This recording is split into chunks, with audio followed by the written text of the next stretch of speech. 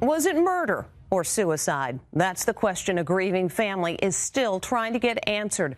A newly engaged woman excited for her future is found dead in her apartment with multiple stab wounds, but officials ruled it a suicide.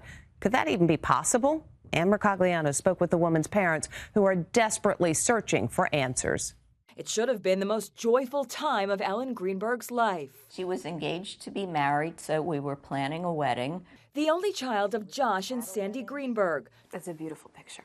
27-year-old Ellen was a beloved first-grade school teacher in Philadelphia. She was just a ray of sunshine. She loved life, she loved people, and bringing people together. But just 4 days after Ellen sent out save-the-date notices for her wedding, the unthinkable. I had made dinner, we were watching TV, and our landline rang. Ellen's fiance, Sam Goldberg, a television producer, had gone to the gym. When he returned, the latch on the apartment was locked. Nothing could have prepared him for the gruesome discovery behind that door. Everything stopped. The world stopped. Yeah. What else could you say?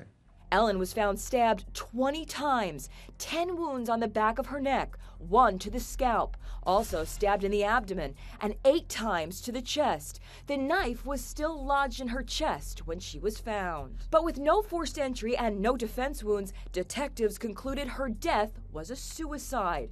But her parents strongly disagree. And what does that say to you? It says to me it's murder.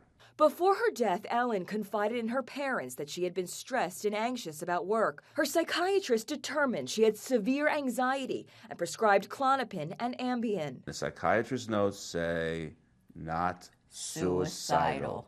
This is where Ellen had her apartment. Tom Brennan, a retired detective who was working with the Greenbergs, says the fact Ellen was stabbed 10 times in the back of the neck proves it wasn't a suicide. And I measured the arm length and the knife, and you can't get it back. You cannot get that back far enough to administer those types of wounds. Former Philadelphia Assistant DA Guy DeAndrea has also studied the case. He was alarmed that bruises were found on Ellen's body. There was someone who sort of made an offhand comment that, well, she did Pilates or she did yoga. I said, well, was it full contact Pilates or yoga? Because it doesn't make any sense. I don't mean to make a joke of it, but it made no sense. 8 years after she was found dead, the Greenbergs are now stepping up their efforts to establish their daughter would never take her own life. What was the last thing you said to her? Oh, we went back and forth. We had a routine. She said, I love you. I said, I love you. And I know that that day, I love you more.